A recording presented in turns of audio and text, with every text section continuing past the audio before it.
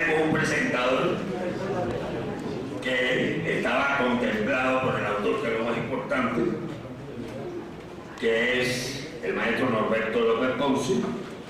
Fue consejero electoral del Instituto Electoral del Estado de México y fue también consejero local del Instituto Nacional Electoral y es investigador en historia en el Instituto de Ciencias de la Educación del Estado de México. Con la intervención de él vamos a dar inicio a la sesión y se irán incorporando, no sabemos en qué orden, John Ackerman y José Antonio Greco. Tiene la palabra del maestro y bienvenido, Bernardo.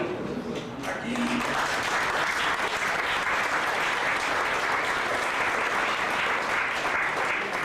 Bernardo fue de los primeros ponentes de este foro hace unos cuantos años, pero unos cuantos. Adelante, maestro. Gracias. Muy buenas tardes a todos.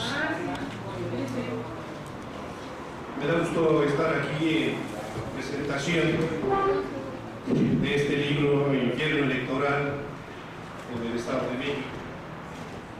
Debo decir que este libro se fue gestando allá por el arranque del proceso electoral de junio de 2017, en la elección de gobernador del Estado de México.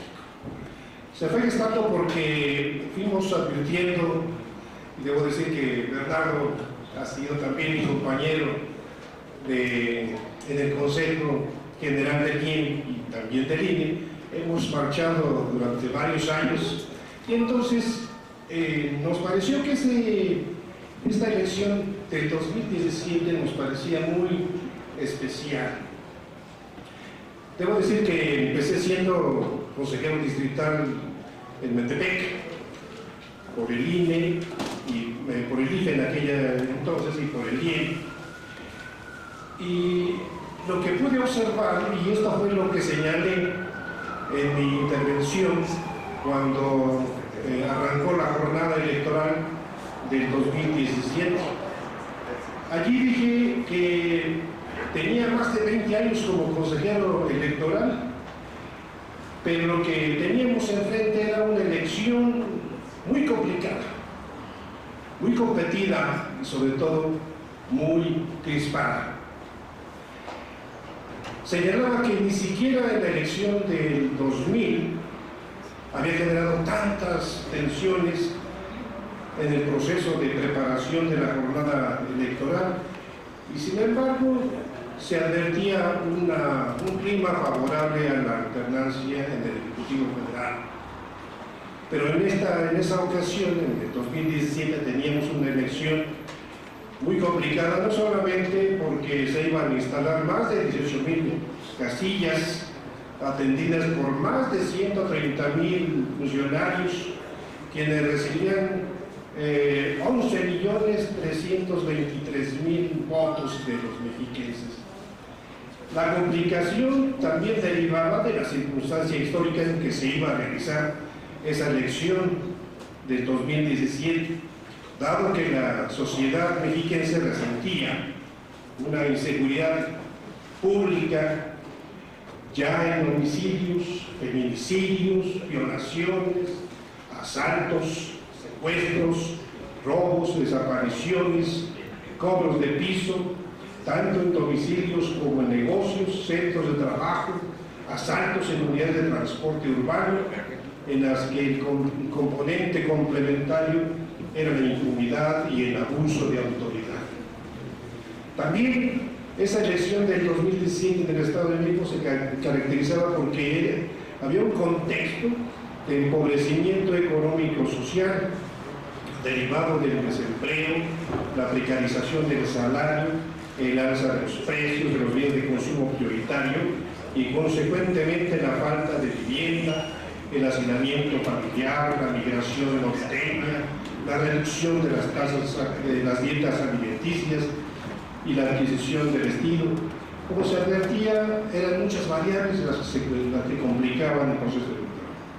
Pero también encontramos que esta elección teníamos un Instituto Nacional Electoral que en las últimas elecciones había dejado que desear a los ciudadanos.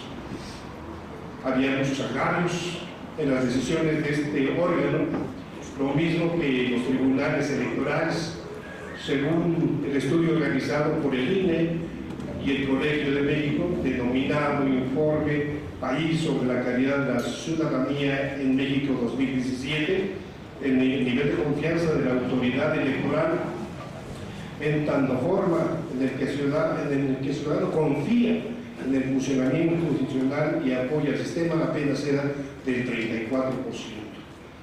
Y además ese estudio revelaba que los mexiquenses se encontraban entre los 3 estados, junto con Veracruz y Oaxaca, entre los que tenían menos confianza en la autoridad electoral y en las instituciones públicas. Por su parte, los partidos políticos y los diputados observaban también un nivel de confianza por debajo del 20%. En ese sentido, preguntábamos ayer en la sesión del Consejo local, ¿cómo hacer para que la democracia floreciera en una circunstancia como esa?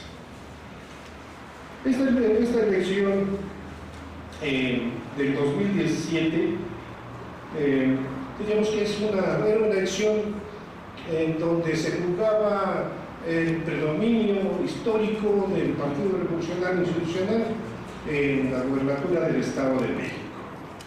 Esa elección ya no era un mero trámite político, ni en los más difíciles escenarios electorales el partido oficial imaginó hallarse en una coyuntura electoral en la que existía una tosuda y real disputa por el Ejecutivo estatal. El proceso electoral entonces se había estado moviendo, por un lado, entre la exigencia racional y apego a la normatividad electoral, pero por otro, el surgimiento de las pasiones políticas emanadas de la emotividad. Justamente el carácter competitivo de esta elección había generado un clima político de crispación que esperábamos que no se desbordara, y esto es lo que anunciamos en el Consejo Local. Señalábamos que la sociedad mexiquense había podido ver en las redes sociales cabezas de cerdo con cruces dejadas en las casillas electorales y oficinas de Morena en Tlalnepantla, Cuautitlán Izcalli y Tecámac, que había existido distribución de instructivos de bien apócrifos anunciando balaceras en las casillas que ponían en riesgo a los niños y recomendaban en consecuencia regresar a sus casas. Encontraban la colocación de espectaculares apócrifos del PT para confundir a los electores. Distribuciones falsas a los electores a fin de anular el voto del PT para que no fuera a Morena. El lanzamiento desde avionetas de propaganda migratoria de la candidata de Morena. La colocación de coronas mortuorias dirigidas a Andrés Manuel en Tecámac y Chimalhuacán. La colocación de lonas con redacción narca amenazando de muerte a Andrés Manuel López Obrador. Habíamos observado declaraciones manipuladas del padre Solalinde para tergiversar posicionamientos sobre el voto. La colocación de lonas, distribución de propaganda y pintas de balas en periodo de veda electoral. La distribución de propaganda discriminatoria, denigratoria y antigénero contra la candidata Delfina Gómez, pidiendo votar por el PRD. El asalto por hombres encapuchados a las oficinas de Morena en la colonia del Seminario de Toluca para robar acreditaciones de representantes de casilla.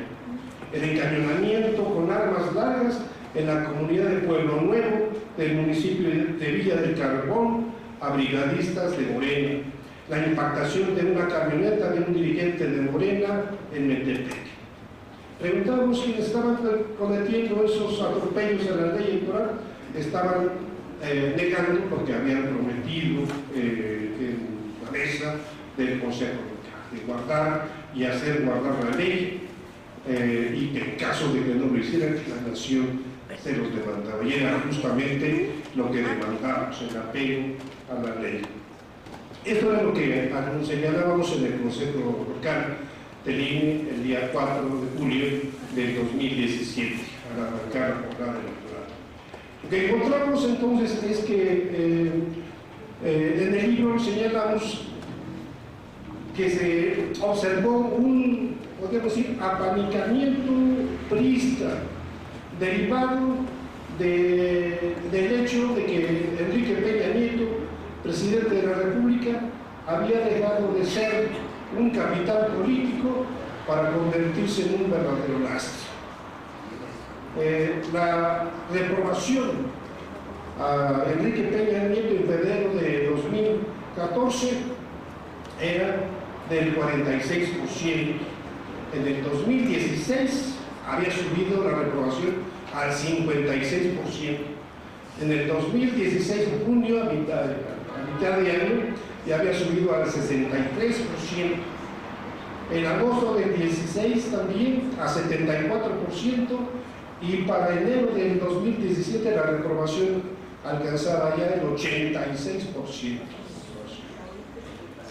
Lo que encontramos entonces es de que esta reprobación tenía mucho que ver pues, con la repulsa social a las llamadas reformas estructurales neoliberales, el aumento de las gasolinas, el saqueo a las arcas estatales por los gobernadores priistas, la impunidad de los políticos infractores, el incremento de la inseguridad, la falta de empleo, los salarios precarios, el aumento de la pobreza, y en fin, una serie de variables que daban cuenta del estado de degradación del país y del Estado de México. Sin embargo, Peña Nieto mantenía el control de la estructura política del PRI suficiente como para imponer a su primo, Alfredo del Maza, como candidato de su partido. Pero la posibilidad de que el PRI fuera derrotado generaba una situación aterradora. Lo que habría significado perder uno de los bastiones históricos desde hacía más de 80 años en el Estado de México. Frente a ese escenario apocalíptico, el presidente y la dirigencia del PRI decidieron agregar a la campaña de guerra sucia contra la candidata de Morena, la profesora Delfina Gómez, una campaña de terror orientada a paralizar a los ciudadanos y potenciales electores a fin de que no salieran a votar en contra de Alfredo del Mazo. La ecuación priista para ganar la elección apostaba al voto duro del PRI mexiquense de unos 2.300.000 ciudadanos, más una abstención del 60%. El lema de la campaña que utilizó Alfredo del Mazo refiere a fuerte y con todo.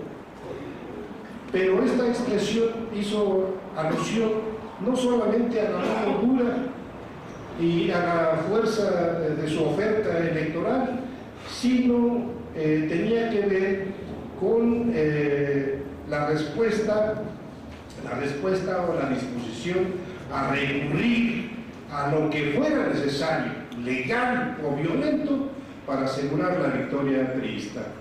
Tal pretensión, sin embargo, era contraria a lo establecido en la Ley General en materia de delitos electorales, en el artículo 7, donde habla de la prohibición para realizar actos que provocaran temor o intimidación al electorado que atentara contra la libertad del sufragio, o cualquier otro medio que promoviera también temor o intimidación. Lo que vio la sociedad en mayo de 2017, es decir, un mes antes de la elección, sobrepasó la idea de imponer un miedo moral. No se trató de una estrategia para proveer una amenaza a los valores o a los intereses sociales, sino de amedrentar a los electores, en general a los promotores de la campaña de la candidata del partido del Movimiento de Regeneración Nacional, y sobre todo al motor de ese partido, Andrés Manuel López Obrador, con la posibilidad de perder la vida. En un video de una reunión de operadores priistas encabezada por la presidenta del PRI estatal, Alejandra del Moral Vela, y el coordinador de campaña de Alfredo del Mazo, Ernesto Neger, en el que discutían los avances de la campaña. En una escena se puede observar a Neger excitando a los asistentes, pero con mucho ánimo, fuerte, fuerte, sigan aplaudiendo, fuerte y con todo, fuerte y con todo. Luego de la pregunta señalaba, bueno, ¿y qué vamos a hacer en caso de los cuestionamientos? Entonces las voces respondían, que vamos a romperles la madre a cualquiera que se oponga al régimen priista. Y la bravata era festejada por todos los asistentes, tanto por el coordinador de la campaña de Alfredo del Mazo como de la presidenta estatal revolucionaria institucional. Esos actos de violencia en el que se podía o había la posibilidad de perder la vida, se enfocó fundamentalmente en los distritos del Valle de México. ¿Por qué se concentraron en los distritos del Valle de México? Bueno, porque en el Valle de México observamos dos vertientes. Por un lado, en esta región se tienen los municipios donde los niveles de inseguridad pública son altísimos. Ecatepec, Nezahualcóyotl, Coacalco, La Paz, Valle de Chalco, Solidaridad, Chalco, Chimalhuacán, Iztapaluca, Naucalpan y Tlalnepantla. Tan solo en Ecatepec, y todavía hoy las cifras las podemos observar, se ostenta como el número 1 en la entidad de los municipios más inseguros. Y Ecatepec también ocupa el 5º lugar en delitos de alto impacto, y esos delitos de alto impacto tienen que ver con el secuestro, la extorsión, el homicidio, robo con violencia, robo de vehículos, robo de negocios, robo a transeúntes, robo de faltas de habitación y violaciones. O sea, lo que tenemos ahí en el Valle de México era un territorio en donde la inseguridad había echado raíces. Por otro lado, en esta región del Valle de México se trataba de un lugar en donde se congregaba el 74.2% de la lista nominal de electores, es decir, 8.384.000 ciudadanos con credencial de elector respecto de los 11.312.000. Entonces la orden significaba pues atemorizar a los electores del Valle de México frente a la tendencia de Morena de ir llenando plazas. ¿Cuáles fueron los efectos de terror electoral? Y con esto voy a terminar. Primero, de los 45 distritos electorales del Estado de México, 25, o sea, el 55%, registraron una participación por debajo del promedio estatal, es decir, por debajo del 53.74. En la parte más baja estaba el distrito 3 de Chimalhuacán, con 42%, y escasamente rozando el promedio estatal, el distrito 38 de Coacalco, con 53.3. Lo interesante es de que todos estos 25 distritos eran del Valle de México. Todos tenían los porcentajes más bajos de participación. Había un segundo grupo, 8 distritos, 17%, que tuvieron una participación que osciló por arriba del promedio estatal, pero menos del 60%. Y el tercer grupo, formado por 12 distritos electorales, que constituían el 26.6%, registraban una participación por arriba del 60%. Todos, salvo el distrito 39 de Acolman, correspondían al Valle de Toluca. ¿Cómo explicar que 25 distritos del Valle de México y ninguno del Valle de Toluca haya registrado un porcentaje de participación por debajo del promedio estatal? ¿Cómo interpretar que solo un distrito del Valle de México y 11 del Valle de Toluca obtuvieron porcentajes de participación por arriba del 60%. Una hipótesis tentativa señalaría que las acciones de terror que desplegaron los personajes oscuros asociados al PRI en el Valle de México, en donde la sociedad ya vivía cotidianamente aterrorizada por el crimen organizado o no, tuvo el objetivo de inhibir en ese territorio el ánimo de los electores para presentarse a la urna y sufragar por un candidato. Esta circunstancia de terror en general pegó sobre los electores favorables a Morena y en los indecisos que no quisieron enfrentarse a una situación crítica de violencia. Con eso termino. Gracias.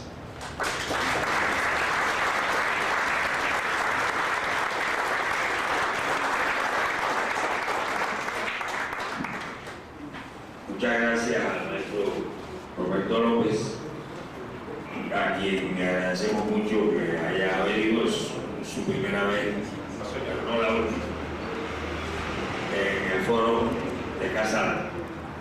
Tiene la palabra el doctor José Antonio Crespo, investigador del Centro de Investigaciones y Desarrollo Económico y colaborador de varios medios de difusión escritos y electrónicos. Por favor.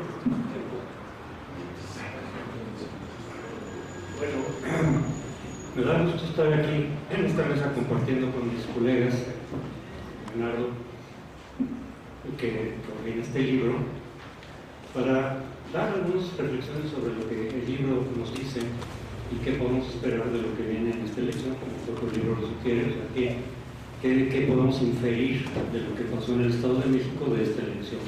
Porque todos sabemos, desde que estaba la elección en juego el año pasado, que iba a ser muy importante lo que iba a pasar, por muchas razones. No necesariamente, como muchos sostienen cada sexenio, de que lo que pasa en el Estado de México, por su importancia política, por su tamaño, necesariamente eso refleja lo que va a suceder o preconiza lo que va a suceder en la elección presidencial, que muchas veces no ha ocurrido así. Pero sí, de todas maneras, dada la importancia que tiene esa entidad, pues sí, mucho de lo que ahí pasa es laboratorio, es lo que el régimen podía estar ensayando, y desde luego hubiera tenido efectos muy distintos de no haber ganado el PRI, como se ocurrió mucho también. ¿Qué hubiera pasado si hubiera ganado Delfina? Pues estaríamos en una situación muy distinta hoy por hoy, creo yo. Hubiera tenido un efecto importantísimo, ahí sí, en esta situación, sobre lo que está ocurriendo acá. Pero también el hecho de que haya ganado Del Mazo y sobre todo cómo ganó. Claro que ensombreció, y ahorita estamos viendo muchas de las consecuencias de ese triunfo muy forzado y desde luego muy poco creíble para muchos ciudadanos. El libro aporta, además de análisis que se han hecho desde afuera, de los analistas, observadores, los datos oficiales, como los que nos acaban de dar, ¿no?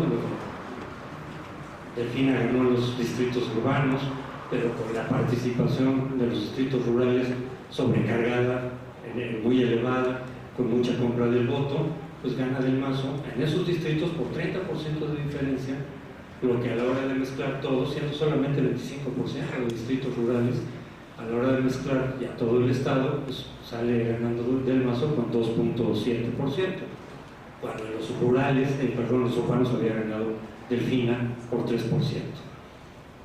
Hay muchos datos que se vieron desde afuera, que se han analizado, pero aquí lo que aporta el libro es el análisis un poco desde adentro, de gente que fue testigo, pero también participante directo como consejeros de distintas instituciones, pero cercanas al proceso electoral del Estado de México. Y es muy raro, y eso me parece a mí que es lo que distingue este libro también, es muy raro que exconsejeros o consejeros que fueron testigos y participantes en un proceso digan lo que sucede. Es muy raro que suceda que yo vi esto, yo vi lo otro, pasó así, sobre todo lo que funciona mal, porque a veces hay testimonios pues, muy formales, muy institucionales, pero de decir, esto estuvo mal, yo vi estas irregularidades, yo vi esta parte que no funcionaba, yo vi a los institutos electorales no funcionando adecuadamente como debe de ser, con más detalles. Entonces no solamente es el análisis de los datos, de los resultados o del procedimiento como desde fuera lo vimos todos, sino desde adentro. Las cosas que funcionan mal, porque nos da la idea también de cómo funcionan otros institutos electorales, incluido el propio INE, no solamente los locales. Entonces, a mí me parece que ahí hay una cantidad de información importante, de elementos que nos permiten sopesar cómo están funcionando hoy por hoy las instituciones electorales. Desde hace tiempo, pero bueno, en todo caso esto fue muy cercano. Y ahí vemos también una de las ideas que por ahí surgen y que muchos hemos estado insistiendo en ello desde hace tiempo, que es la despartidización de las instituciones electorales. Se tienen que buscar fórmulas para despartidizar. El hecho de que sigan siendo cuotas partidistas se refleja inevitablemente en el comportamiento y las decisiones, no de todos los consejeros, hay excepciones, pero de la mayoría sí. Los estudios que se han hecho sobre cómo votan los consejeros es que la mayoría de ellos votan en función del interés del partido que los puso ahí. De hecho, muchos de ellos están haciendo carrera partidista, a veces como militantes incluso, lo cual desde el punto de vista creo que la Constitución claramente dice que no. No la ley electoral, pero la Constitución dice deben ser imparciales, sin partido. Sin embargo, hay militantes o ha habido militantes ahí. Y otros que no son militantes formalmente, pero están haciendo carrera partidista y luego los vemos ya casi de inmediato en un partido, continuando su carrera partidista. Y uno ve, cuando ve a veces las posiciones actuales de exconsejeros del INE, y me imagino que también de muchos consejos locales, dices, ¿cómo puede haber fulano sultano haber sido imparcial? ¿Cómo pudo haber votado desde el INE cuando está haciendo campaña por tal o cual partido? Están partidizadas las instituciones y eso se refleja en sus decisiones. Y aquí vamos testimonios desde adentro de cómo se elige, de cómo fueron los procedimientos, cómo se eligen a estos candidatos, cómo se ve la influencia, ya no en el caso del OPLE local, ya no del Congreso local, eso es parte de la reforma del 2004, pero que de todas maneras algo que muchos sospechábamos desde la reforma es, si el Consejo General, que ahora es el encargado de nombrar a los consejeros locales, son partidizados todavía, son cuotas de partidos, eso se va a reflejar en el nombramiento de los locales.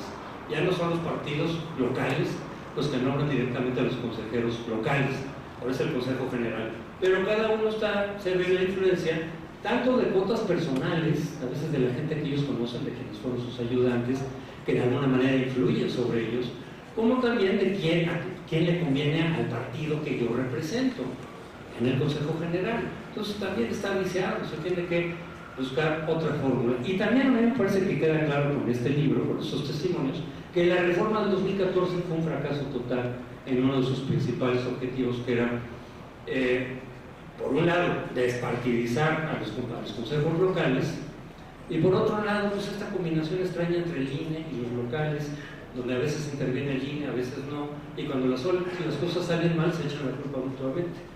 Aquí vimos claramente que el INE no entró lo que debía de haber entrado, como que dejó que el local se manejara, pero en cosas que sí le tocaban al INE, no le entró con una energía suficiente, no dio los manotazos que debía de haber dado, no quiso investigar una serie de datos ahí de triangulaciones multimillonarias de dinero, que seguramente fueron a dar a la campaña en favor del PRI, sin embargo el INE no los quiso investigar. O sea, el INE quedó mal parado, aunque no haya sido el que directamente organizó la elección, sino que fue el instituto local, que quedó peor en términos de imagen, de credibilidad, pero al INE le pegó también por sus omisiones y su falta de energía para haber tomado las decisiones que la ley, que le faculta la ley para haber intervenido y haber evitado lo que fue igual en Coahuila, pero desde luego que en el Estado de México. Entonces ahí queda muy claro estos mal funcionamientos de las instituciones electorales que exigen y reclaman, ojalá que sea tomado en cuenta en la próxima reforma electoral que seguramente habrá, para despartidizar a estas instituciones. Sí hay procedimientos, sí hay maneras de despartidizar, sí hay fórmulas en otros países que permiten quitar las cuotas de los partidos, que al final de cuentas se traducen en lo que vimos aquí también. Primera, 70% según encuestas de la ciudadanía, no solo los mexicanos, sino de todo el país, no cree que el PRI haya ganado bien.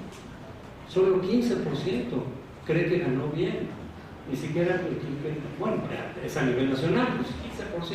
Es un problema grande de credibilidad que repercute en el que cerca del 60% sobre el INE, 60% de ciudadanos no creen que el INE sea el adecuado para llevar a cabo esta elección. No cree que esté o que vaya a llevar bien esta elección, porque ya quedó en duda, ¿no? Su imparcialidad, su energía, la fuerza que necesita meter para poner en orden a los partidos, para sancionar de acuerdo a la propia ley. La ley electoral de pronto tiene sanciones muy fuertes, incluida la pérdida de registro. Y sin embargo el INE siempre es muy comprensivo, muy bondadoso con los partidos, el tribunal también, por supuesto. Entonces los propios partidos ponen castigos fuertes para los infractores y luego las autoridades se hacen a un lado, interpretan la ley como ellos quieren. No son tan enérgicos como la ley les está diciendo que lo sean. Entonces hay mucha falta de credibilidad en las instituciones electorales y se está reflejando también, y se puede reflejar en esta elección. La otra idea que yo quisiera destacar es lo siguiente, pero que tiene que ver con incluso el título, o sea, ¿qué repercusión tiene lo que vimos en el Estado de México con lo que está pasando y puede pasar en el 18? Bueno, desde luego la primera idea que nos generó es, van a aplicar la estrategia del Estado de México a nivel nacional para tratar de hacer ganar a su candidato, el candidato oficial, como del lugar, como pasó en el Estado de México. Entonces quedó un ambiente muy malsano. De la elección del año pasado, tanto en el Estado de México como en Coahuila sobre todo, quedó un ambiente muy viciado para entrarle ya a esta elección presidencial. Contrariamente a lo que había ocurrido en el 2016, porque en el 2016 se generaron muchas alternancias, muchísimas. El PRI quedó solamente con 3 de las 12 gubernaturas que estaban en juego. Perdió muchísimas, a pesar de haber ocurrido en irregularidades. Aunque también de tres que tenía el PRD y el PAN, coalición, perdieron 2. O sea, la ciudadanía castigó la corrupción, expresó su enojo en las urnas y se generaron una gran cantidad de alternancias, tanto del lado del PRI como del lado del PAN y PRD. Y quedó un ambiente como, sí, no de satisfacción, porque hay muchísimas cosas pendientes, pero de desahogo del descontento con la corrupción enorme que habíamos visto en esos estados, en muchos de esos estados, no solo de los priistas, también del PAN y PRD, Oaxaca, etcétera, o sea, malos gobiernos, la gente los castigó. Entonces, mira, por lo menos está sirviendo el voto para el castigo político. No ha servido, como pensábamos muchos, que debería haber servido la alternancia para también terminar con la impunidad. ¿Desde cuándo tenemos alternancias y la impunidad sigue ahí? Básicamente. Bueno, por lo menos un castigo político y una presión a los partidos, es decir, si hay castigo político para ustedes y eventualmente presionarlos para que haya también castigo penal para quienes incurran en corrupción. Algo de eso se logró, muy poquito, pero algo. Que de no haber habido las alternancias, igual y tampoco ni eso. Bueno, fue como refrescante un poco lo que pasó en el 2016. La esperanza de que el voto puede servir de castigo a la corrupción. No basta, pero es mejor eso que nada. Y en cambio, el año pasado es el triunfo del PRI en Coahuila y en el Estado de México de mala manera, otra vez con el desborde de compra de votos, de tarjetas rosas, de una cantidad de trapacerías que ya están mucho más detalladas, del vuelco de los programas federales. Entonces, pues así va a ser la elección presidencial y ya empezamos a ver algo de eso, con el uso político electoral de la PGR en contra de Anaya, que sí le ha pegado a Anaya, porque ciertamente hay elementos ahí sospechosos en todas esas triangulaciones de Anaya, sí le ha pegado bajo las encuestas. Pero creo yo que al verse muy obvio el hecho de que era un uso electoral de la PGR, que no era solamente que estaban cumpliendo con la ley, porque ni siquiera estaban presentando una acusación formal, estaban soltando información, incluso el video ese, que nada tenía que ver con el caso que estaban supuestamente investigando. Eso le repercutió negativamente también a mí, yo creo. O sea, oye, ya se está metiendo el Estado en favor tuyo, como en el Estado de México, más lo que venga. Entonces, desde luego que ya estamos así, obviamente entre prevenidos, pero también con una gran sospecha de que se puede repetir la estrategia del Estado de México, y creo que ya empezamos a ver algunos indicios al respecto. Sin embargo, creo yo que las circunstancias son distintas. Tengo la expectativa de que aunque el PRI y el gobierno federal quieran repetir el esquema del Estado de México, no va a ser tan sencillo. No lo fue en el Estado de México. Si comparamos la cantidad de fondos que los datos que tenemos, aunque no los haya investigado en línea y no los haya tomado en cuenta el Tribunal Federal, pero ahí están los datos. La cantidad de dinero, de programas, de compra de votos a los que se recurrió, apenas si le bastó para ganar a Alfredo del Mazo, para hacerlo ganar, con 2.7%, o sea, casi de panzazo. Siendo que 6 años antes el PRI había ganado con 40 puntos de ventaja frente al segundo lugar. O sea, fue un bajón impresionante. A nivel nacional va a ser más distinto por varias razones. Primero, no hay el mismo control que se tiene del aparato que el PRI tiene en el Estado de México y el gobierno federal a nivel nacional. Le va a costar más trabajo. Segundo, Del Mazo nunca estuvo en tercer lugar. Del Mazo siempre estuvo como puntero contra Josefina primero. Delfina creció, Josefina se cayó, y ahí andaban en las encuestas, a veces Del Mazo arriba, pero no muy arriba, y a veces Delfina, y el empate técnico. Entonces, todo el esfuerzo sirvió para hacerle ganar a penitas a Del Mazo, además con ayuda de los votos de sus aliados. Ahora está en tercer lugar Mid, con entre 15 y 20 puntos de distancia respecto del puntero, que es lo que es Obrador. A lo mejor, aquí van las hipótesis y los escenarios que pueden surgir. Porque muchos analistas, colegas, que no necesariamente le van al PRI, pero que hacen el análisis de lo que creen que pueda ocurrir, les guste o no les guste. Hay algunos que estoy seguro, que no le van, pero ellos piensan que la estrategia del Estado de México le puede dar el triunfo como en el Estado de México, a nivel presidencial. Piensan que eso puede ocurrir. Yo no lo descarto completamente, ¿eh? Sí, le van a utilizarlo y a recurrir a él, sí, además que yo veo bastante más difícil que le salga bien ahora. Las circunstancias son difíciles, son distintas, ¿no? Repito, tercer lugar, 20 puntos de diferencia, la ventaja que lleva el observador, jamás la tuvo Delfina, no está tan fácil.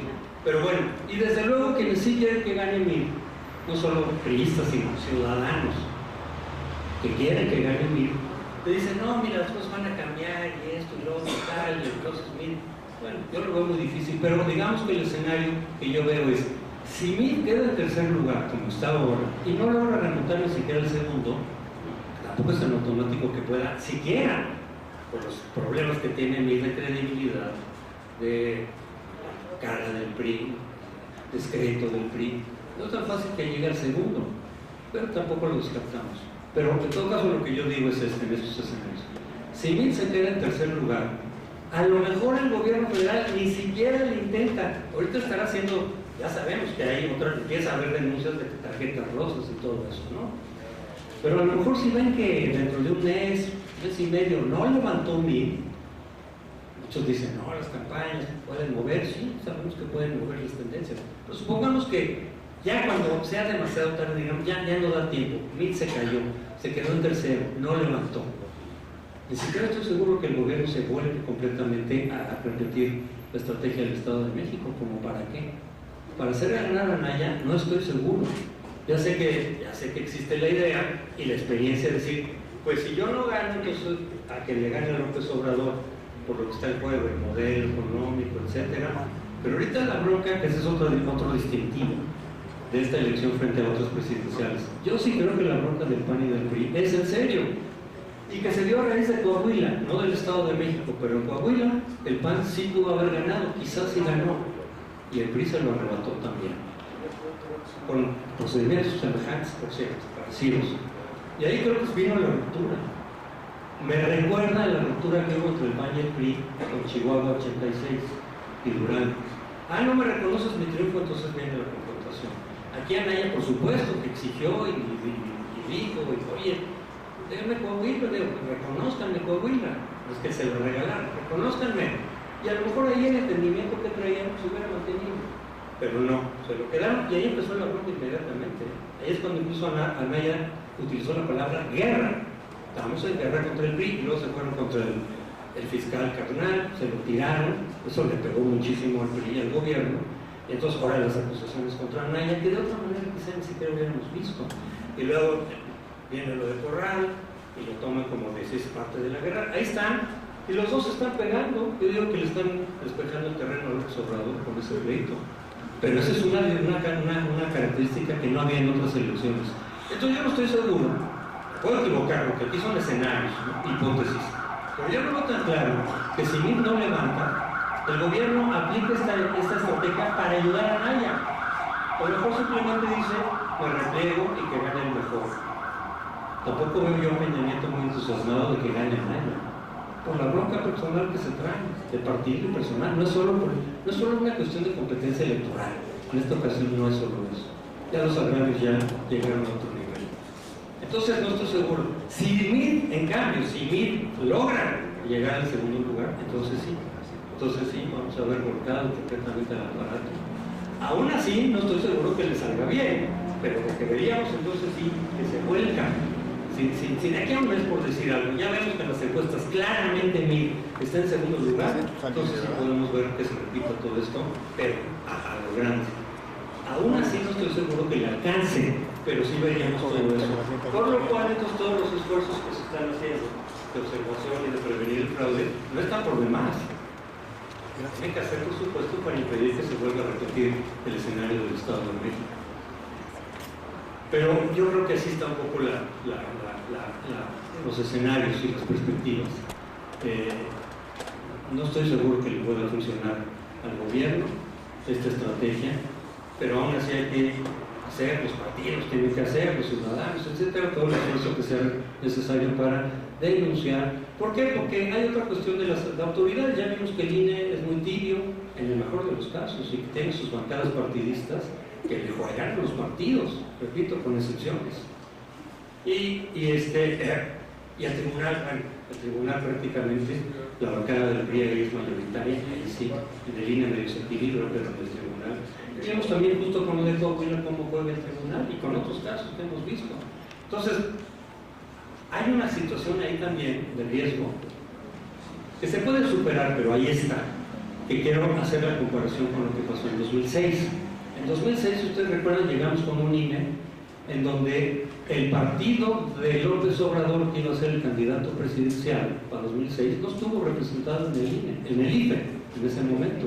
Lo dejaron fuera por pactos y acuerdos entre los coordinadores del PRI y del PAN para dejar fuera al PRD. ¿Quiénes eran? Elbester Gordillo y Germán Martínez Cázares. Eran los que pactaron eso. Y sin ninguna razón real, ni legal, ni nada, dejaron al PRD fuera. Lo cual, en términos políticos y estratégicos, fue un gran error. Todos dijimos, oye, a ver cómo se pone el 2006. Porque si es como podría ser, como sucedió, una elección cerrada, y donde uno de los candidatos tiene a los 9 consejeros, porque entre los que puso Elba y entre los que puso Germán, los 9 eran de Felipe Calderón, por la alianza entre Elba y Calderón. Y López Obrador, ¿cuántos tenía ahí alzando la voz por él? Ninguno.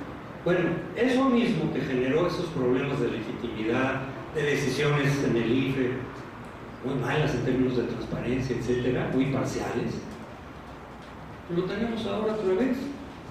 Porque el PRD estaba representado, pero el PRD está con el Frente, está con el PAN. O sea, ¿cuántos consejeros estarían, digamos, en la representación de López Obrador? Ninguno. ¿Cuántos en el tribunal? Ninguno. Entonces, obviamente, como no pensar y con el comportamiento que han mostrado, que puede haber, desde luego, un comportamiento claramente parcial del INE y del tribunal, si las cosas se ponen, otra vez, sobre todo si las cosas se ponen empatadas, ¿no? O sea, hay un triunfo priista cerrado, o del Frente también, cerrado, con dudas sobre la limpieza de la elección, pues vamos a reproducir un poquito el escenario del 2006. Para que no ocurra nada de eso, tiene que haber, y puede haberlo, un triunfo holgado de López Obrador. Ese escenario, hoy por hoy para mí es el más probable, por lo tanto no se puede descartar. Tampoco lo doy 100% seguro porque sabemos que se mueven las cosas. Pero un triunfo holgado de López Obrador, creo que eso es lo que podría evitar que se diera esta situación. En todo caso, para mí, por lo que dije de el ambiente político que vimos en 2016, frente al ambiente político del 2017, para mí el peor escenario es un triunfo forzado al estilo del Estado de México del PRI. El peor escenario, independientemente de las preferencias o no de los candidatos. ¿Por qué? Porque la tensión que hay en contra del PRI, el enojo que hay en contra del PRI, del 80% de los ciudadanos, no tendría escape, no tendría válvula de escape. Esa tensión que lo vimos con el Estado de México más bien se multiplicaría. Es el libre. famoso ese. Ese tigre ahí, que no sé cómo se reflejaría, pero desde luego quedaría el malestar, la tensión, el enojo multiplicado, las dudas de credibilidad y de legitimidad del próximo gobierno. Es el peor escenario.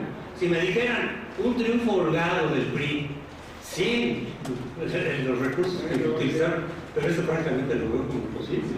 Un triunfo holgado del PRI sin recurrir a todo esto, si de todas maneras lo veo difícil aún con el fraude. Y con el Frente podría yo decir lo mismo, un triunfo del Frente holgado, en donde no hayamos visto las irregularidades, ¿no?, que vimos en el Estado de México en favor del Frente, a lo mejor podría ser creíble para mucha gente. Podría ser una válvula de escape en alguna medida, porque por lo menos hay alternancia y por lo menos hay un castigo al PRI. Pero tendría que ser holgado y legítimo. Si es también como el 2006, tampoco va a abrir la válvula de escape. Entonces, ese es el peor escenario, pero espero que en ese sentido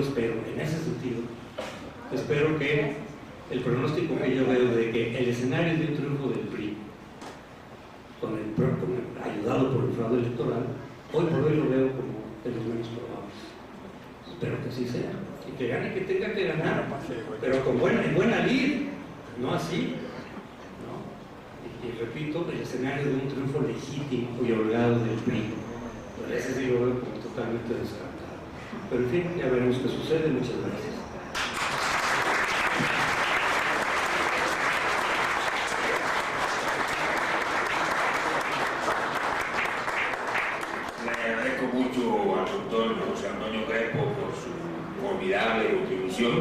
Sus consideraciones sobre datos que ya había aportado anteriormente Norberto López en su presentación, datos muy contundentes, y estas consideraciones que ha hecho José Antonio, más los escenarios que ha dibujado, me parece que son un estímulo importante y proporciona datos y reflexiones que todos ustedes han venido justamente deseosos de escuchar.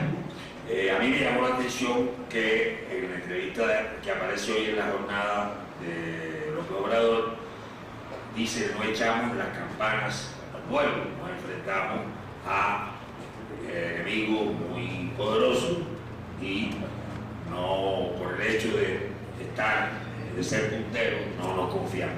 Luego hay una nota también en la jornada de hoy que me llamó la atención, y es, no recuerdo que haya habido algo así, la juramentación, no sé si recuerdo si en Juárez o en Ciudad Cuauhtémoc, de las personas que van a estar encargadas de la vigilancia de las casillas, incluyendo los coordinadores y las personas que les toca hacer el trabajo de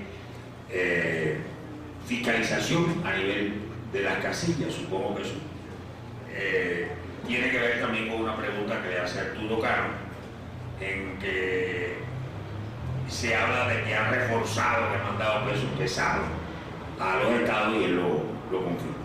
De todas maneras, son escenarios muy interesantes, pero nadie excluye la posibilidad de un escenario, o sea, nadie lo da por descartado por completo, aunque José Antonio hace una reflexión muy lógica, y es que si mantiene la ventaja que tiene López Obrador, es realmente extraordinariamente difícil que se pueda realizar un fraude como el Estado de México.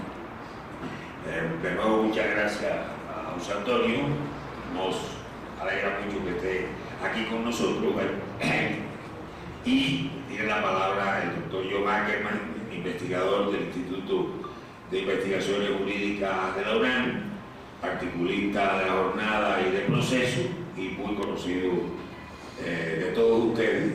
Así que, adelante.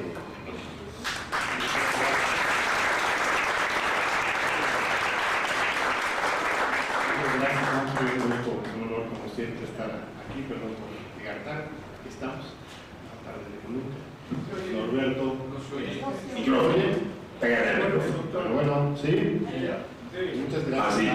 a Ángel, a Norberto, a gran amigo Bernardo, que ahí estuvimos, bueno, ayer lo grabamos antes, pero ayer estuvimos, Bernardo fue muy generoso, me ayudó a inaugurar un nuevo programa de televisión, el TeleUNAM, después de 6 años fuera de la pantalla chica, pues básicamente censurado por varias vías.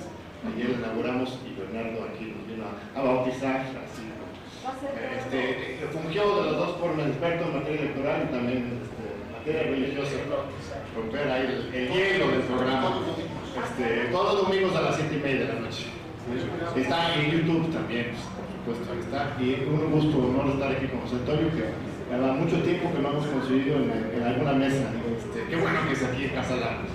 Me da muchísimo gusto estar con todos ustedes. Mira, ya se ha dicho muchas cosas. Aquí mismo estuvimos hace unos meses presentando el informe final de Ni un fraude más, que fue una red de académicos, activistas, intelectuales, que hicimos un informe muy similar a esto. Recibimos denuncias de la ciudadanía, sistematizamos la información, tal y como lo han comentado los colegas, y que Bernardo les va a comentar más.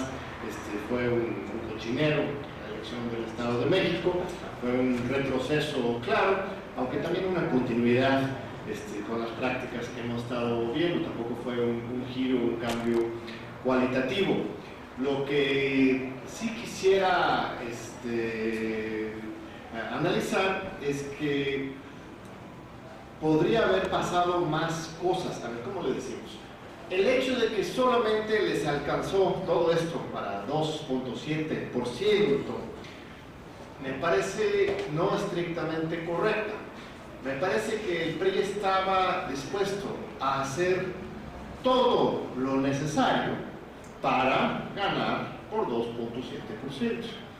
Si esas estrategias no lo hubieran funcionado para tener esa ventaja de 2.7%, hubieran pasado a las siguientes estrategias que ya tenían guardados y que nos tienen guardados para el 1 de julio. Pequeños ejemplos. Ni un fraude más recibimos algunas denuncias interesantes, extrañas. A unos funcionarios de casilla, presidentes de casilla, fue de su apoyo, si no mal recuerdo, les pagaron 5,000 pesos para permitir que 2 o 3 o 4 personas votaran sin credencial de elector, por si acaso fuera necesario en tribunales anular esa casilla. No fue necesario, estaban 2.7 adelante. Como eso, había otras etapas en este fraude que ni siquiera vimos, pero estaban preparados para sacar tarjeta a tarjeta. Si ellos a las 3 de la tarde se dan cuenta que está arrasando Delfina Gómez, ¿se quedan quietos? Tienen también ese terrorismo electoral planeado para que a las 3 de la tarde empezara a soltar los demonios del infierno. No fue necesario, no, sí lo habían soltado. Sacaron las cabezas de cerdo. La noche antes de la elección, amenazas de muerte brutales en contra de cientos, miles, no sabemos, de personas que iban a fungir como representantes de Morena. ¿Qué porcentaje cubrió realmente Morena en esa elección? Yo todavía no tengo la cifra exacta. Yo le he preguntado a Horacio. 70% dice 70, yo he escuchado. Dice el INE. Dice el INE, 70. Oficialmente. No estoy seguro que esa sea una cifra real.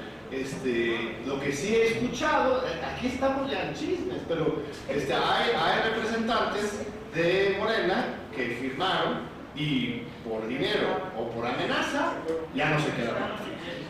Hay sábanas espejo entre la casilla básica y la contigua. Hay cientos, por lo menos, que pueden detectar de cajas electorales que fueron entregados en el distrito electoral correspondiente hasta el otro día, a las 8 de la mañana. Se estuvieron paseando 12 horas, no sabemos ni dónde estaban ni qué es lo que estaban ocurriendo con esas cajas.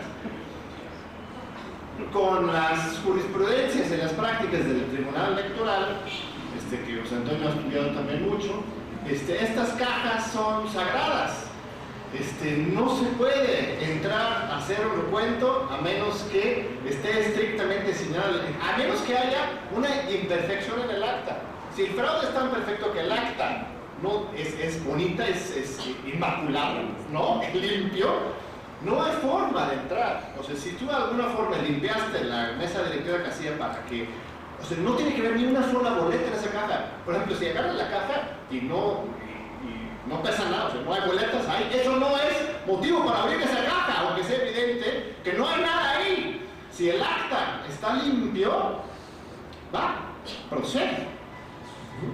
Entonces, y con el IFE controlado, como dicen los dueños, absolutamente por los adversarios del observador, el Tribunal Electoral también controlado, no podemos, como dice Andrés Manuel, echar las campanas al vuelo, ni mucho menos confiar en nada. La nueva ley electoral instaló ya desde la misma Constitución causales de nulidad.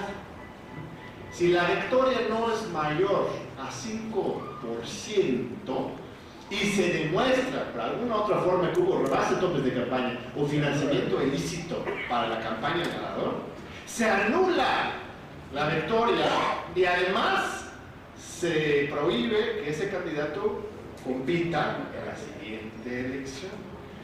Si los resultados oficiales iniciales, ese conteo rápido, elaborado por un cuadernillo de operaciones y anunciado por Lorenzo Córdoba a la noche de la elección del 11, ahorita entramos en los detalles ahí porque eso es una barbaridad, si eso no da más del 5% arriba para el observador, estamos en una situación muy fuerte y un litigio larguísimo. Ellos van a ser los que ahora piden nulidad, recuento total, y con absolutamente todos los magistrados a su lado son perfectamente capaces de anular la elección. Ahora sí, rompiendo todos sus antecedentes de que nosotros teníamos la anular la elección, ahora sí van a querer anular.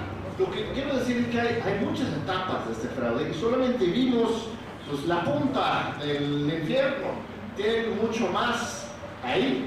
Los días de veda electoral, los 3 días, resultaron ser, para mí eso fue la violación más grave, quizás desde un punto de vista jurídico, lo que podría haber generado la nulidad de la elección del Estado de México. El PRI y Alfredo del Mazo tuvieron 3 días más de campaña que los otros candidatos.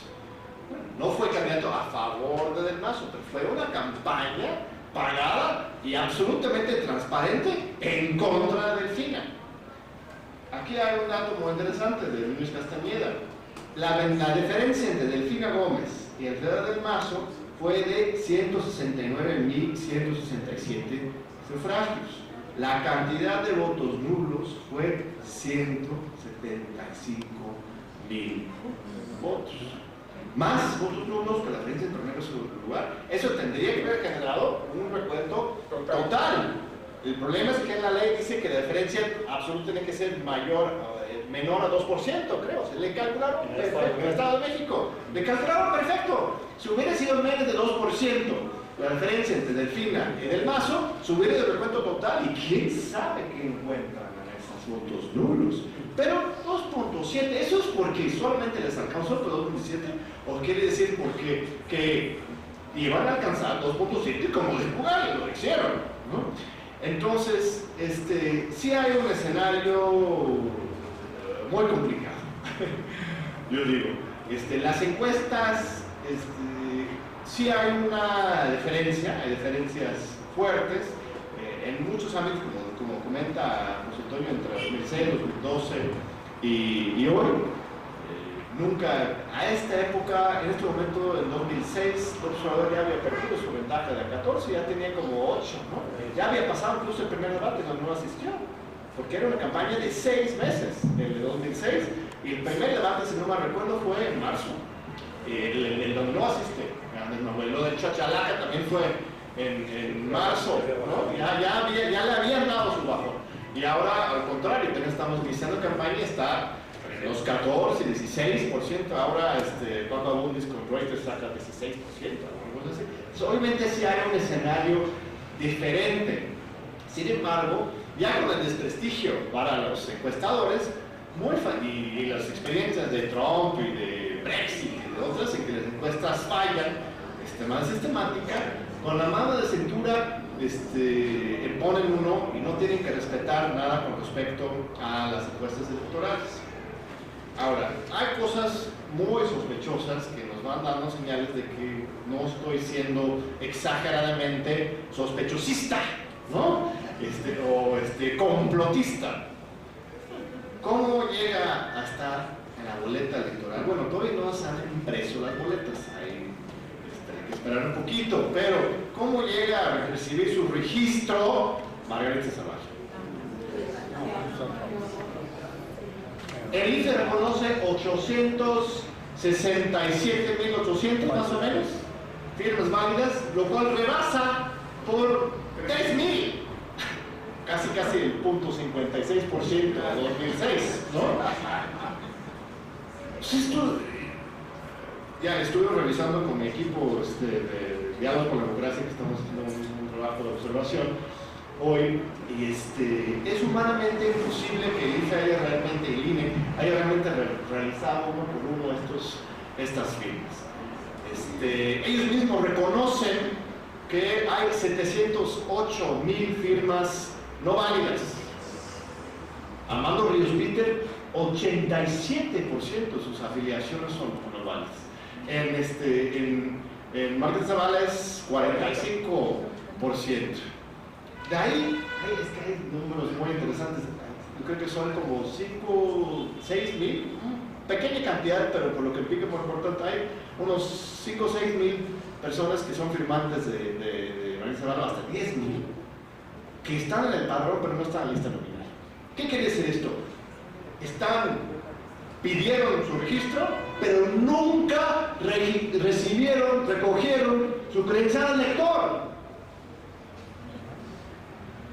Eso implica tráfico en el padrón, o dentro del mismo IFE, que esas credenciales, no sé, quizás sí existen las credenciales, pero están en las oficinas del INE. Son poquitos, son como 7 o 8 mil, pero nada más eso es un asunto gravísimo. O sea, son ciudadanos que están en el padrón, están en la lista, pero nunca recogieron su credencial de lector. Ahí están también los muertos. Eso igual lo puedes explicar, ¿no? Pues que el abuelito quieres ayudar a Margarita, entonces registras a los dos, porque necesita en tu casa, ¿no? 2 votos. Bueno, vamos a utilizar la duda, pero en el otro caso no hay ninguna explicación que no sea delincuencial para estas firmas.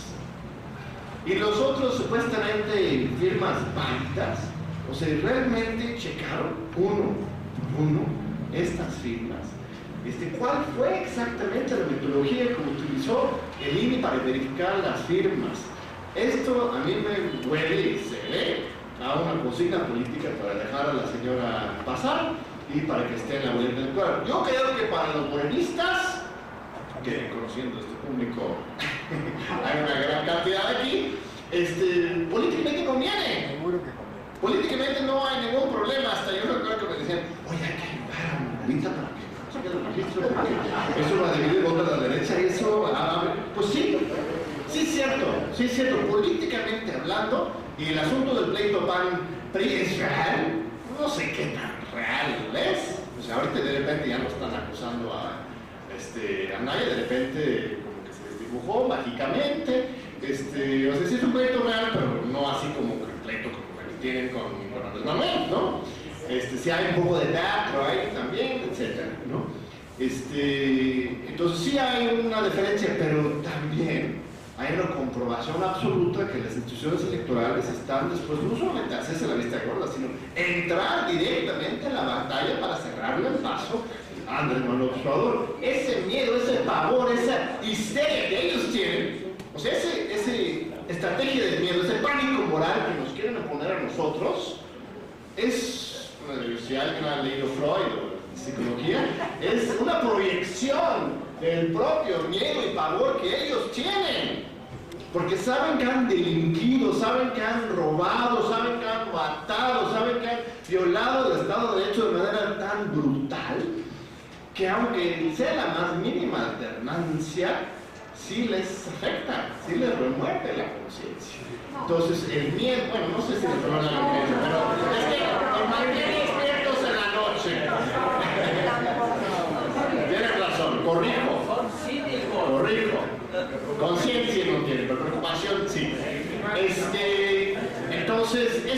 miedo es un factor muy fuerte, y que no, pues sí, será muy difícil decisión tener que apoyar a nadie al final, pero esa bala sí la guardan si es que lo tienen que hacer. Las encuestadoras, pues hay muchas y siempre se pueden variarla ahí para que se parezca más empate. Mira, la semana antes de la elección del Estado de México, un periodista amigo que lo conocen, Delgado, Álvaro Delgado, le filtraron a él una encuesta de Mitofsky, la última encuesta de mayo. Él lo compartió con algunos amigos y de hecho él lo subió primero a las redes, después yo lo subí, una imagen, una encuesta que pone ya Delfina adelante, al final de mayo. De repente, ¡boom!, ¿no? Todas las acusaciones de que yo estoy fabricando encuestas, que supuestamente había contratado a algunos diseñadores gráficos para copiar hasta la tipografía de Roy Campos, que sabe que una tontería.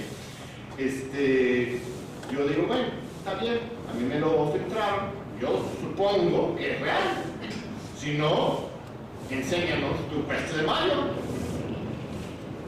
¿Qué contesta Roy Campos? No tengo peste de mayo. Bueno, había dicho de abril, de marzo, pero no lo iba a divulgar. Bueno, él dice que no existía. La siguiente encuesta, dice Roy Campos, que hubo de divulgar, es la encuesta de salida hasta puso hora, a las 8 de la noche, el domingo de la elección de Estado de México. Lo dijo bajo esta presión y para descalificarme a mí. Difundió alguna encuesta, Roy Campos, la noche de la elección. ¿Alguna encuesta? ¿Cuántos estaban registrados? 30. Para hacer encuestas de salida, estaban por todos lados. Yo mismo los vi, estábamos observando casillas, había encuestadores de salida fuera de cada casilla. Ni una sola difundió su encuesta de salida. ¿Saben por qué? Porque ganó Delfina Gómez esa elección. Nada más para que tengan una idea del nivel de subordinación y de poder del dinero y pues, la violencia también, las redes clientelares que está en nuestro país. Entonces, para mí, desde luego no podemos descansar en ningún laurel ni cantar victoria, sino que ahora es el momento que tenemos que participar más que nunca, porque Morena y AMLO están haciendo su chamba. Supongo que aquí muchos están registrados representando casilla, maravilloso, me parece que eso es lo más importante, pero si no eres de Morena, si eres un ciudadano preocupado por el país, yo sí les invito a registrarse como observadores electorales, a capacitarse, a movilizarse, a organizarse, porque por mucho que Morena le eche muchas las ganas, yo creo que es muy difícil que vayan a poder cubrir las 99%, lo máximo. O sea que en 2006 cubrieron como 54%, ¿no? En 2012 fue 58%, si no han rebajado 60%. Yo espero que ahora sí sea diferente. Un poco por eso yo entiendo la lógica, hasta recibir Germán Martínez y a todo el mundo, con la idea de que con la pura fuerza vamos a poder cubrir y defender la victoria. Y está muy bien, yo no veo problema con esa, porque tenemos que ser pragmáticos como pueblo para evitar que haya fraude, pero al final de cuentas, los ciudadanos, la sociedad civil, si le quieres llamar, también tenemos una gran responsabilidad. Así como en los 90, la alianza cívica, etcétera, tenemos que estar en las calles vigilando, reportando, denunciando las irregularidades. Tenemos las redes de nuestro lado, tenemos los milenios, los jóvenes están sí muy activos, pero necesitan orientación, acompañamiento también de otras generaciones. Yo creo que eso puede ser la diferencia. Yo Soy 132 surgió de la nada y fue muy importante, fue un rompimiento en la narrativa de la inevitabilidad de la victoria de Peña Nieto, ¿no? De repente se le explotó la cara al pueblo y ya no se podía mantener esa narrativa tan pulcra del camino despejada hacia Los Pinos. De repente ya teníamos elección. Eso fue muy importante. Y empezaron a hacer observación electoral y estas cosas, a marchar, pero no logró realmente garantizar una elección libre. Nos queda muy poco tiempo, pero a mí me parece que existe posibilidad y está en nuestras manos como ciudadanos, en primer lugar, defender la democracia más allá de lo que pueden ser nuestras preferencias ideológicas y sin menospreciar en absoluto la militancia de Morena, que obviamente es la primera frente de batalla para muchos, para hacerse representante de casilla. Ahí también asegurar que se cuenten bien los votos, que al final del fraude sí es antes, pero también es todos los días el día de la elección. Muchas gracias.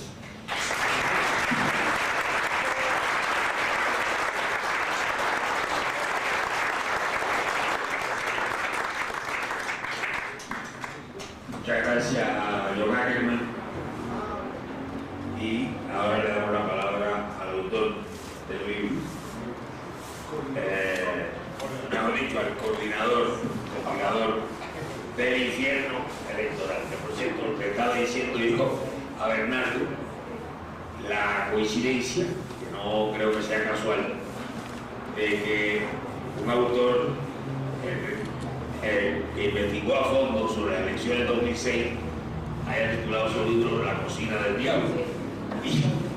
Y Bernardo, el infierno electoral, pero además me dice, no, ese fue un infierno, no lo podemos imaginar.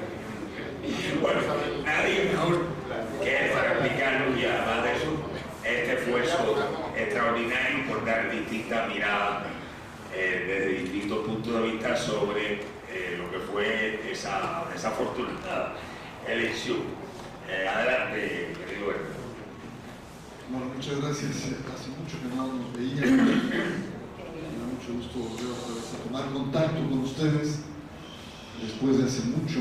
Generalmente vengo aquí para hablar de cosas sacras, humanas, y ahora cosas tan mundanas como sería un vulgar proceso electoral. Pero también yo tenía mis expectativas para venir acá, déjenme decirles, sacras y profanas, que ahora con la alianza que se ha hecho entre Morena y el Encuentro Social, y sé que muchos de ustedes son de Morena, pues yo pensé que nos íbamos a tomar de los brazos, íbamos a empezar a cantar canciones de aleluya, pero no, veo que siguen con convicciones seculares, los cuales los felicito. Bueno, déjenme decir muy rápidamente, el libro El infierno electoral no dice nada nuevo. En realidad, ¿qué es lo que dice? Que hay un fraude sistémico, que el Estado no solamente favorece con dados cargados a un candidato, sino lo que describe el libro es cómo el Estado se convierte en un aparato electoral. Eso ya lo sabemos muchos.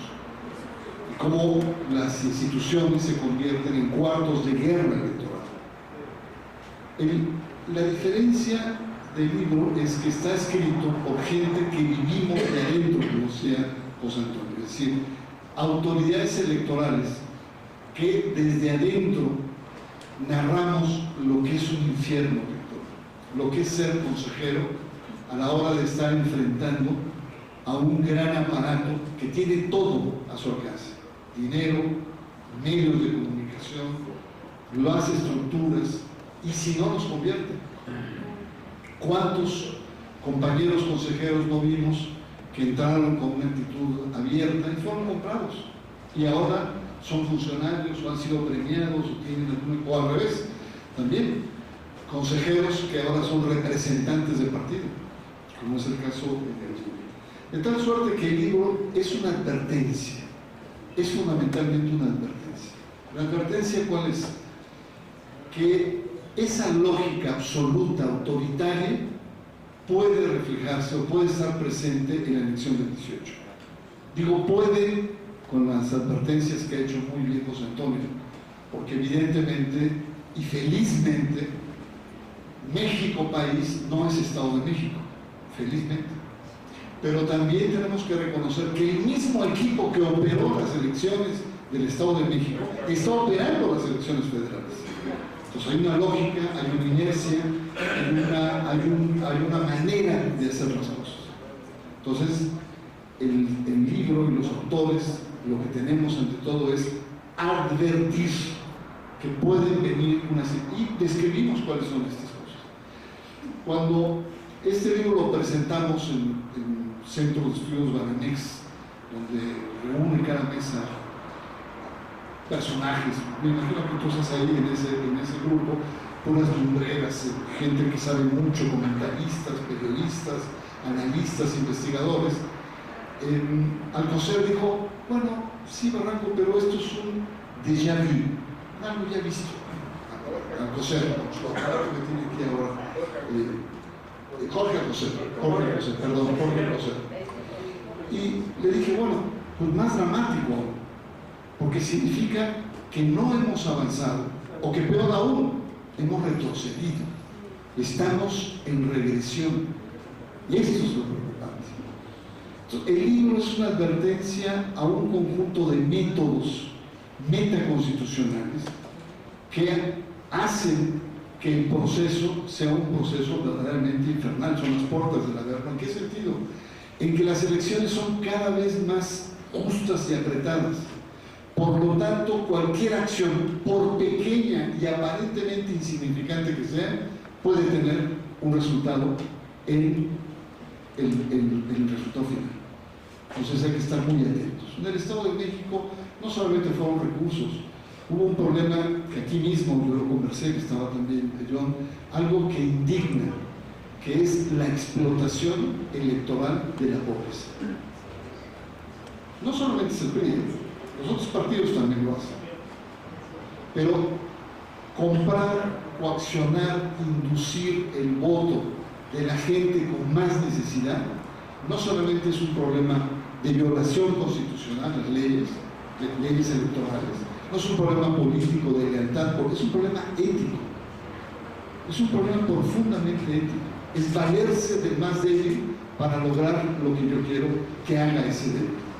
Y las cifras están ahí muy claras, planteadas tanto por Norberto, mi compañero, en varias andanzas electorales como por José Antonio.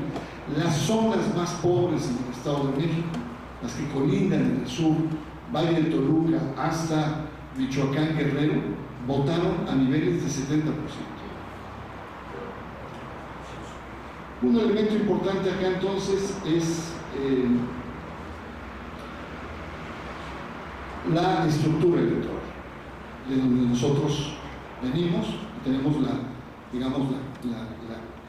cualidad de poder cuestionar a fondo algo que padecimos, que vivimos, etc. Parece que las estructuras electorales, además que hay que despartidizarlas, coincido totalmente con José Antonio, hay que reciudadanizarlas. Hay que tener una alternativa, no solamente es quitar a los partidos, sino otorgarle nuevamente protagonismo a los ciudadanos. Recuerden cómo surge ese IFE de los años 80, 90, con grandes personalidades. Goldenberg, un Ganado Chapa, Merino, o sea, gente que tenía una trayectoria propia y que hacía valer esa trayectoria propia y permitía un contrapeso frente a los partidos, pero también frente a la propia estructura. Recordemos que la estructura del IFE, esos primeros años, era la estructura gubernamental de gobernación, por lo tanto tenía también un interés. El polo ciudadano fue fundamental para darle credibilidad sobre todo a la elección del 2000, el año de la alternancia. ¿Qué ha pasado desde entonces? Lo que ha pasado es un proceso lento de deterioro y de regresión, donde se ha perdido, digamos, esta ecuación, este triángulo se ha perdido. Era un triángulo recto y ahora se ha deformado totalmente el diseño geográfico del instituto. ¿Qué tenemos? Porque se ha dicho muy claramente, tenemos un INE que está totalmente colonizado por los partidos, que son, los consejeros son una correa de transmisión, ¿sabe? Lo que se llama consejero de consigna, porque llevan la consigna del partido que los propuso, sabemos cómo van a votar, qué van a plantear y cuál va a ser su comportamiento. Y en ese sentido, debo decir lo que ya he dicho públicamente, es la decepción absoluta de Lorenzo Córdoba.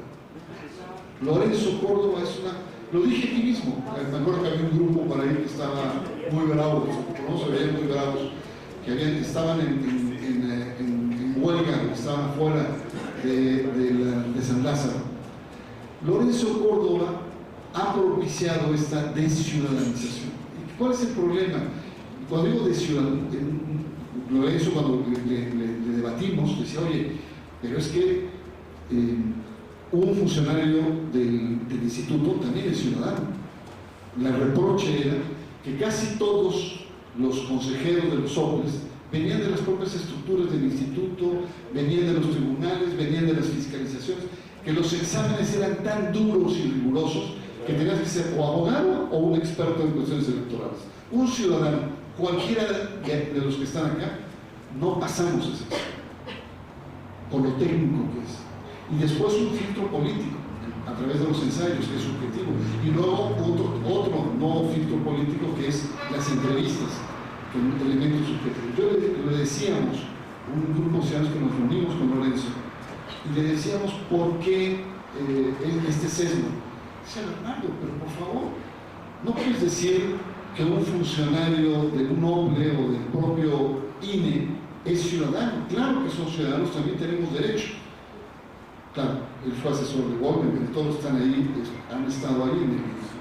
Pero dije, bueno, con esa lógica, pues entonces, un militar también es ciudadano, entonces hay que meter también a militares y a eso vamos. Un sacerdote también es ciudadano mexicano, incorporémoslo. Es decir, tenemos que repensar bien. Yo estoy totalmente de acuerdo en la despartidización de los institutos, pero también con alternativas. Y diría también la reciudadanización, porque se están convirtiendo en estructuras autorreferenciales que se ven en sí mismas y por lo tanto entonces se encapsulan. Ese es un gravísimo riesgo. Segundo punto que quiero compartir con ustedes en esta advertencia es el tema de lo que me gustaría retomar, el tema que planteó mi compañero Norberto López Ponce. Digo, ¿vieron la pausa? ¿Verdad? Porque estoy a punto de decir el otro Norberto. No, decíamos que Norberto es bueno, dice mi compañero. Decía, él lo que plantea en su artículo, en su ensayo, acá muy claramente, es el tema de cómo una elección de miedo inhibe la participación. Eso está más que claro, él lo demuestra. Pero también deja ver algo que me parece muy importante resaltar y que es la emergencia del crimen organizado de manera muy neta en estas elecciones. Y esto es un problema serio que atañe para visualizar el proceso del 18. Es decir, estamos viendo que el crimen organizado está empezando a votar a su manera. ¿Cómo está votando? ¿Cómo está interviniendo a su manera? Está asesinando actores políticos. Estamos hablando que en las últimas semanas se han asesinado a más de 30 actores políticos. Pero si nos vamos un poquito más atrás, el año pasado, estamos hablando de más de 90. Y eso nos tiene que preocupar. Y los medios no le han entrado mucho a este tema. Es un tema serio. ¿Qué es lo que se busca? Pues se busca posicionamientos, autoridades a modo, ¿no? Que quede gente que les prometa que el jefe de la policía sea afín al grupo delictivo o el alcalde. Es decir, creo que tenemos que estar muy atentos porque el terrorismo electoral no solamente es un problema de forma, sino estamos viendo que es un problema de fondo que va a intervenir. Y muchos candidatos, en muchas planillas, no digo a nivel nacional, todo es hermoso a nivel federal, se ven muy bien las elecciones. Abajo, en los tejidos sociales, donde hace el proceso electoral, en los municipios, en los distritos, ahí. Penúltimo punto, para después poder tener un intercambio. Yo sé que a ustedes les gusta mucho preguntar y hacer complementos y tal, y luego hasta ponencias. Penúltimo punto, me gustaría plantear el tema de un acento muy particular que veo en este proceso electoral. Y que ya está aquí, que es que los candidatos son conservadores en términos morales, en términos hasta religiosos. Es algo que no habíamos visto. Si no habíamos visto que un MIT, por ejemplo, hable de Adviento antes de entrar a Navidad. Adviento es un concepto teológico ya más sofisticado, que es la preparación para la Navidad, técnicamente, ¿no? Y que hable de la vela rosa de las mujeres. Que MIT no quiso empezar su campaña el primer minuto del día, porque era Viernes Santo, tenía un respeto por la fe de los mexicanos, así lo declaró, y se esperó hasta el domingo para poder iniciar su proceso electoral. Curioso que los panistas no lo hicieron así, Margarita el otro se lanzaron desde el jueves, estaban esperando el minuto para empezar a plantear. El mismo Andrés Manuel López Obrador está desatado en términos religiosos. Parece pastor, hablando de Jesús. Jesús liberador, Jesús que opta por los pobres. Habla de la teología de la liberación, pero con un tono de pastor luterano. El tema de la constitución moral, que es un galimatías. Es como si la constitución, toda constitución laica, secular, no tenga tenga en el fondo valores sociales o morales. No matarás es un principio, digamos, de las tablas, digamos, hebreas. No matarás, bueno, en la Constitución se dice, no solamente no matarás, sino te sancionan porque no matarás. Y no matarás el primero, el segundo, el accidental, etc. Las mil maneras de cómo puede uno matar, no robarás, etc. Es decir, creo que en el Estado de México la clase política se compró el planteamiento del voto religioso, que en el 16 significó la caída de muchas gobernaturas peristas. El episcopado señaló, es muy claro, hay un voto de castigo católico. ¿Por qué el voto de castigo católico? En el 16, en junio 16, porque en mayo Peña Nieto coqueteó con el tema de los matrimonios igualitarios. La iglesia saltó, en junio vinieron las elecciones, vino la debacle del PRI, que no fue por la cuestión religiosa, fueron por cuestiones políticas, pero tomaron como pretexto, si miren, por andarse metiendo en lo que no debe. Y eso ha generado una sensación muy preocupante, porque es regresiva, efectivamente. Es decir, el problema acá es que el Estado laico está en riesgo, no por el acecho de las iglesias, no por el acecho de la Iglesia Católica, sino por la debilidad de la propia clase política. Es un problema serio. Créanme, que empiecen a hablar, o Miguel Arreola también, indignado por la señorita esa que salió bailando en una parroquia, ¿no? Mostrando sus hermosas formas, ¿no? Es decir, algo está pasando, que la clase política se está volviendo moralista y religiosa, y eso tiene consecuencias políticas que tenemos que atender. El último punto, yo quiero enfatizar en la participación de todos nosotros en el proceso electoral. No solamente basta cuestionar, criticar, sino que participar. En uno de los dramas que se dieron en el infierno electoral mexiquense es la utilización de los programas sociales, que fueron más de 6,000 millones de pesos que se usaron para manipular el voto de los pobres. Pero no solamente se quedó ahí eso, sino que también se les obligó a que participaran como representantes de casillo.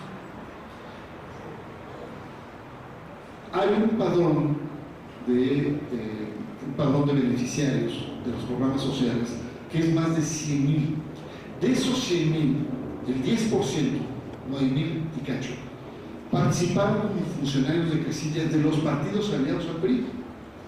Claro, un partido pequeño como el Verde, un partido pequeño como Nueva Alianza, no tienen representación en todos los municipios, Pero ¿qué es lo que se hizo? Se utilizó la coacción no solamente del voto, sino de la participación, tuvieron representantes. Entonces tenían las actas, tenían las sábanas, podían comprobar, podían debatir.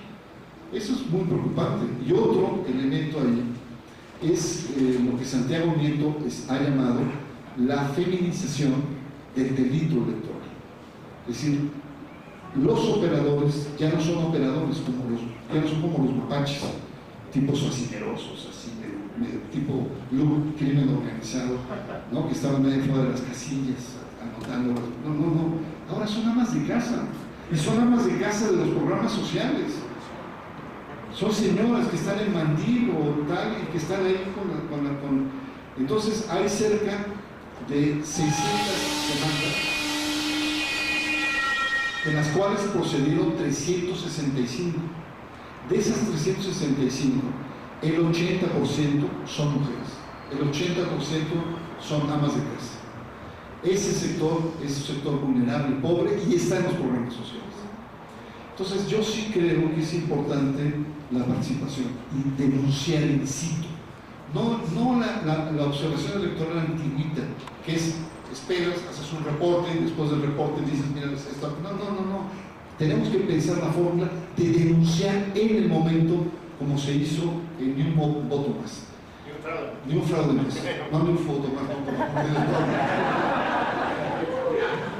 Bueno, yo lo que creo es que sí es importante estar atentos. El libro ha sido cuestionado por algunos que es muy depresivo porque plantea lo que es la realidad cruda, ¿no? Muchos salen así como diciendo, ¿no? Yo vivía muy bien en la ignorancia, pero no. La cuestión es que para poder actuar hay que saber bien cuáles son los mecanismos. Yo coincido con José Antonio que efectivamente el Estado de México no es el país. Sin embargo, hay rasgos preocupantes. Programas sociales ya están. Los programas sociales están señalados por el propio Eduardo Sánchez, que dijo, no, señores, los programas sociales están blindados electoralmente y no vamos a dejar a la gente pobre gente, y vamos a seguir ayudándonos, ¿no? Ya lo dijo el vocero de la presidencia. La actuación de la PGR también, en el Estado de México, hicieron lo mismo, tanto con Delfina, como señaló el profesor López Ponce, como con también Josefina. Josefina empezó, pero de lejos era la puntera.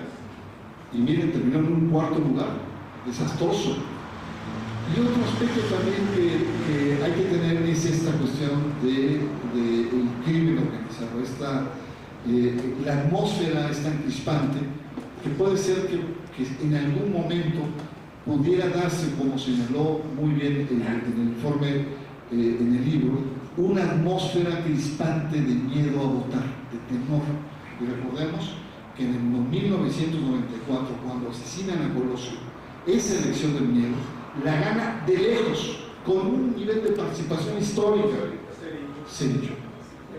Entonces, yo creo que sí, tenemos que estar muy preparados, porque como he dicho, el infierno existe, y ojalá nos escapemos. Muchas gracias.